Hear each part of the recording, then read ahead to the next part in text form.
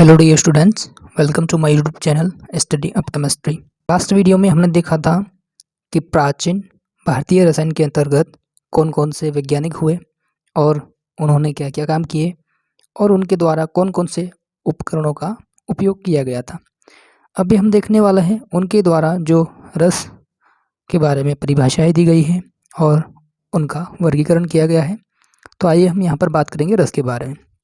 जैसे कि यहाँ पर आप देख सकते हो रस के विषय में परिचयात्मक ज्ञान यानी कि इंट्रोडक्टरी आइडिया अबाउट रस। इसमें लिखा हुआ है, रस शास्त्र वह विज्ञान है जिसके अंतर्गत तत्व अथवा द्रव्यों का विशिष्ट संस्कारों द्वारा इस प्रकार रासायनिक परिवर्तन कर दिया जाता है कि वह शरीर पर सद्प्रभाव दर्शाते हैं। यानी कि जो केमिकल्स वगैरह है उनका इस प्रकार से परिवर्तन किया जाता है कि वो जब उनको शरीर के ऊपर यूज़ किया जाता है तो उनका गुड इफेक्ट शो होता है। प्रभाव से तात्पर्य शीघ्र अवशोषण, पर्याप्त स्वांगीकरण यानी कि एसिमिलेशंस एवं द्रव्य को प्रभावी होना।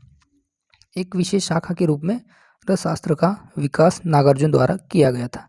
ये जो रसशास्त्र इसका वर्णन नागार्जुन के माध्यम से किया गया था। ठीक है, यही बातें यहाँ पर लिखी हुई हैं, आप इसको पढ़ लेना। आगे बढ़ते हैं हम। अभी यहाँ पर हमने लास्ट वीडियो में भी देखा था कि जो रस रत्नाकर है वो नागार्जुन के द्वारा ग्रंथ लिखा गया था। इसमें रस के बारे में भी वर्गीकरण है। ठीक है, अब इस यहाँ पर देखते हैं। इस प्रकार रस विधा या रस शास्त्र का शाब्दिक अर्थ है पारद का विज्ञान। इसे क्या कहते हैं? पारद का विज्ञान भी कहते हैं। पारे के विज्ञान में अमूल्य योगदान देने वाले नागार्जुन को पारा प्रसंस्करण में असाधारण कौशल के लिए भी जाना जाता है। ठीक है, फिर यहाँ पर बात करते हैं रस विधा। मध्यकालीन भारतीय की कीमियागिरी अल्केमी की विधा है जो दर्शाती है कि भारत भौतिक संस्कृति में भी अग्रणी था। भारत में केमिस्ट्री के लिए रसायन शास्त्र, रस विधा, रसतंत्र, रस शास्त्र और रसिक क्रिया आदि नामों के प्रयोग किए जाते थे। ठीक, जहाँ रस विधा से संबंधित क्रियाकलाप किए जाते थे उसे रसशाला कहते थे। जो अभी हम प्रयोगशाला ये लैब कहते हैं उसे क्या कहा जाता था? रसशाला। इस विधा के मर्मज्ञों को रसवादिनी कहा गया था। ठीक है, अब महत्व यहाँ पर बताया हुआ है, ये कुछ श्लोक वगैरह है इसके माध्यम से बताया गया है, ये आप लोग पढ़ लेना। ठीक है, इसमें जो मेन पॉइंट है उस पर अपन बात करते हैं। जैसे यहाँ पर रस विधा के प्रमुख ग्रंथ, जो रस विधा है उसके प्रमुख ग्रंथ कौन कौन से हैं?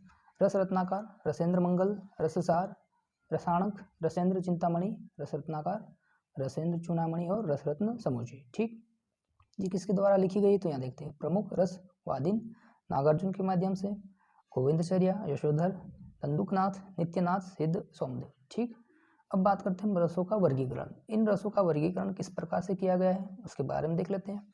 तो यहाँ पर लिखा है रसों का अनेक भागों में वर्गीकृत किया गया है। ठीक, इसका आधार उनकी उपयोगिता व प्रकृति है।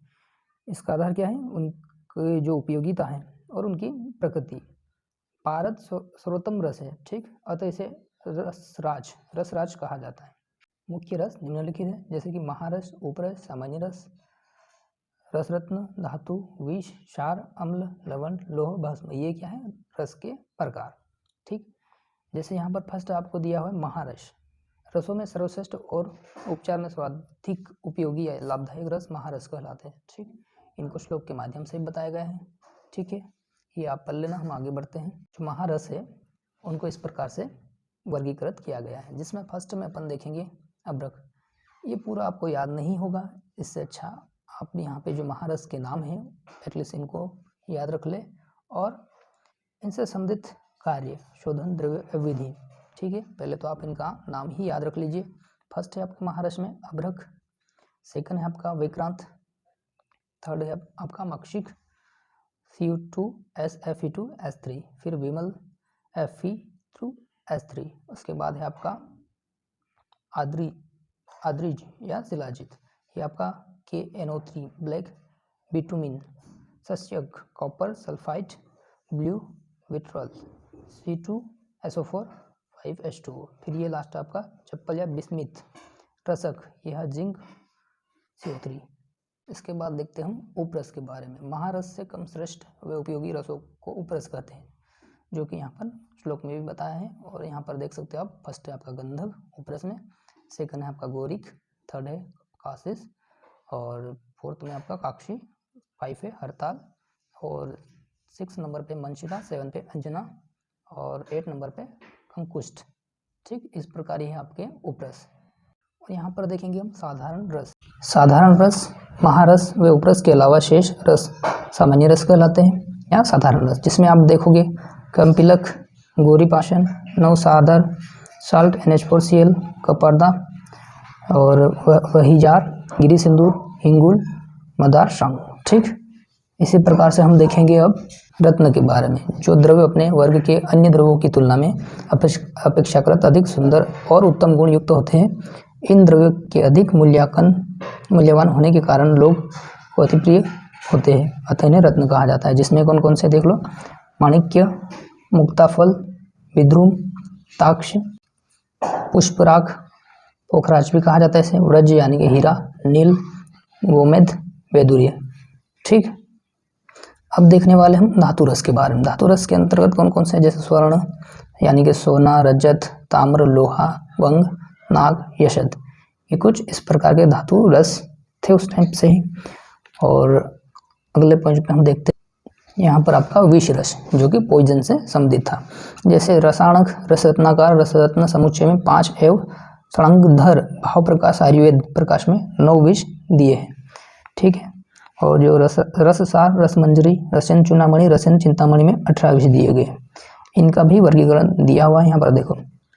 स्थवर विष, जो कि खनिज, जहरीली जड़ी बूटी वगैरह से मिलते हैं, जैसे धतूरा, कालकूट। जंगम विष, ये जानवरों से मिलते हैं, जैसे कि सर्प विष। कृत्रिम विष, जो कि दवाओं के अवांछित संयोगों के परिणाम स्वरूप बनते हैं। ठीक, विष शुद्धि, इनको किस तरह से विष शुद्धि करते हैं उनके बारे में यहाँ पर लिखा है, ये आप लोग पढ़ लेना। विष का संरक्षण और सर्व विष शोधन। इसके बाद आपके पास में क्षार विष, कोई भी पदार्थ जो शरण या काट सकता है, क्षार के रूप में जाना जाता है। ठीक, अब इनका भी वर्गीकरण होगा। जैसे इनका भी वर्गीकरण किया गया, क्षार द्रव्य विष, क्षार त्रय विष, और क्षार पंचक विष, क्षार षष्ठक और क्षार खाक। इस तरह से इनका भी वर्गीकरण किया गया है यहाँ पर। जैसे वनस्पति क्षार, प्राणी क्षार, खनिज क्षार। वनस्पति यानी कि पेड़ पौधों से प्राप्त होने वाले, जैसे अर्क क्षार। प्राणिज यानी कि पशुओं से प्राप्त होने वाले, जैसे ये शंख, सीप, नौशाधार। खनिजों से प्राप्त होने वाले भी यहाँ पर बताए हैं। ठीक है, अब अपन बात करते हैं अम्ल क्षार के बारे में। ठीक है, अम्ल क्षार के अंतर्गत जिस रस का सेवन करने से मुख से स्राव होता है, जो रोमांचक तथा दंत हर्ष करता है और आंखों एवं भौहें को संकुचित करता है, सिकोड़ता है, वो अम्ल रस कहलाता है। ठीक है, इनके बारे में आप पढ़ लेना। और यहाँ पर लिखा है देखो, अम्ल रस युक्त द्रव्य जैसे आंवला, इमली, नींबू, अमल, वेतन, अनार, चांदी, तक्र, चुक्र, दही, आम, आम्रता, कमरख, केत और करोंदा, ये अम्ल द्रव्य के अंतर्गत आते हैं। आगे हम देखेंगे लवण रस, जो रस सेवन करने पर मुख से लार टपकाता है तथा गले और कपाल में जलन पैदा करता है, वह लवण रस कहलाता है। अब इसमें भी इसका क्लासिफाई किया गया है और इनके बारे में बताया गया है। लवण वाले द्रव्य जैसे सेंधा नमक, सर्वचल नमक, कृष्ण बीज, सामुद्री और औद्योगिक नमक, ये सब इनके बारे में बताया है कि ये होते हैं लवण रस के अंतर्गत। अब इसके बाद अपन देखते हैं लौह भस्म। लौह भस्म के उच्चतम पर निस्तापन से प्राप्त की जाती है। भस्म धातुओं को अविषाक्त रूप से कार्बोधात्विक रूपों में परिवर्तन करके प्राप्त किया जाता है। इसमें लिखा हुआ है लौह शोधन, विशेष शोधन, लोह का मारण, ये सब चीज़ें इसमें होती हैं। ठीक, त्रिविक लोह पाक को पढ़ लेना आप लोग। इससे संबंधित कुछ टर्मोलॉजी है, जैसे भानुपाक, स्थाली पाक, पुटपाक, लोह भस्म के गुण।